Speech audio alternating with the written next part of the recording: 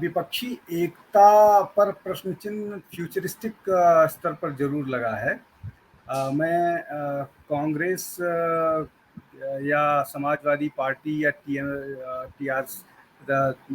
तेलुगु तेलंगाना की जो तेलंगाना राष्ट्र समिति है, उन सब की बात करूं, जब ये अभियान, जब ये कैंपेन शुरू हुआ था प्रेसिडेंशियल इलेक्शन को लेकर के, तो टीआरएस ने एक बड़ा मुहिम शुरू किया था। वो सभी नेताओं से मिल रहे थे और कोशिश ये दिख रही थी कि एक कोई विपक्ष का कंसेंसस कैंडिडेट इमर्ज करेगा। लेकिन मुश्किल ये है कि जहां पर टीआरएस होगा वहां कांग्रेस के साथ वो नहीं जा सकते हैं, कांग्रेस के साथ अपनी मुश्किलें हैं।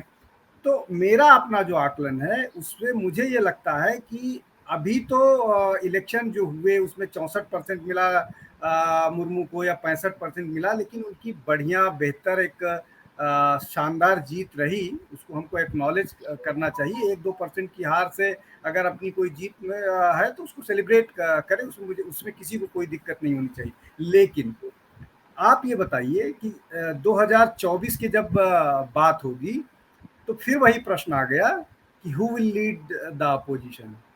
कांग्रेस लीड करेगी, ममता जी लीड करेंगी, तेलंगाना राष्ट्र समिति लीड करेगी। उसमें जो सबसे बड़ा प्रदेश है, जहां सबसे ज्यादा एमपी हैं और आते हैं जहां से, उस प्रदेश के विपक्ष के नेता की कोई गिनती ही नहीं हो रही है। तो इस चुनाव से विपक्ष को एनडीए ने अपनी स्ट्रैटेजी के तहत अलग थलग कर दिया। वो विपक्ष ही बिखर गया, विपक्ष की एकता ही बिखर गई। जो लड़ाई ये दिख रही थी कि प्रेसिडेंशियल इलेक्शन से शुरू होगी और एक बढ़िया फाइट दी जाएगी एनडीए को, जब चुनाव शुरू हुए थे तो एनडीए के पास सिर्फ 2 वो थे, वो 13 लगभग 19,000 वोट से शॉर्ट थे। और ऐसा कहा जा रहा था कि उड़ीसा से उनको सपोर्ट मिलेगा बीजू जनता दल से, और वाईएसआर कांग्रेस से सपोर्ट मिलेगा, यही उनका मोटा मोटी आकलन था।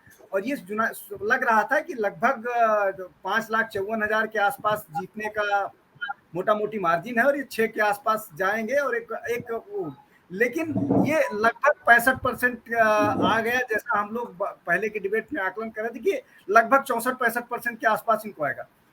अब क्या हो रहा है, अब जो शुरू में छोटी लड़ाई दिख रही थी उसमें अभी से दिख रहा है कि विपक्ष तो बिखर गया है, विपक्ष पूरी तरह से बिखर गया है। और उसका दूसरा उदाहरण मैं आपको देता हूं कि वाइस प्रेसिडेंट के चुनाव में जहां पर बीजेपी किसी से, एनडीए से भी सपोर्ट नहीं मांगे, तो उसमें दोनों लोकसभा और राज्यसभा के एमपीज को वोट करना होता है और दोनों के हिसाब से वो क्लियर कट मेजॉरिटी में है। उस मेजॉरिटी के बावजूद जो मोस्ट बिटर क्रिटिक हुआ करता था जगदीप धनखड़ का, उसने एब्सटेन कर लिया है। आप इसके मायने कुछ भी निकालिए, लेकिन मैं जर्नलिस्ट के नाते मायने यही निकाल रहा हूं कि विपक्ष पूरी तरह से बिखरा हुआ है और किस नाम पर इनकी यूनिटी कब बन पाएगी। और तब जब 2 साल बाद लोकसभा का चुनाव लड़ने के लिए तैयारी बना रहे हैं, उसमें विपक्ष को बिखरा हुआ नजर आ रहा है। और वो बिखराव जो है वो एनडीए की स्ट्रेटजी के कारण मुझे ज्यादा दिखता है, इसलिए कि ये कोई कॉमन ग्राउंड नहीं खोज पाते हैं। और एनडीए कॉमन ग्राउंड खोज करके इनको मतलब ग्राउंड खोज करके इनको इकट्ठा नहीं होने देता। जी राहुल जी। और आप हमसे जुड़े रहने के लिए सब्सक्राइब करें YouTube पर, फॉलो करें ट्विटर पर और लाइक करें Facebook पर। और ज्यादा जानकारी के लिए आपको टाइप करना होगा सिर्फ न्यूज नशा।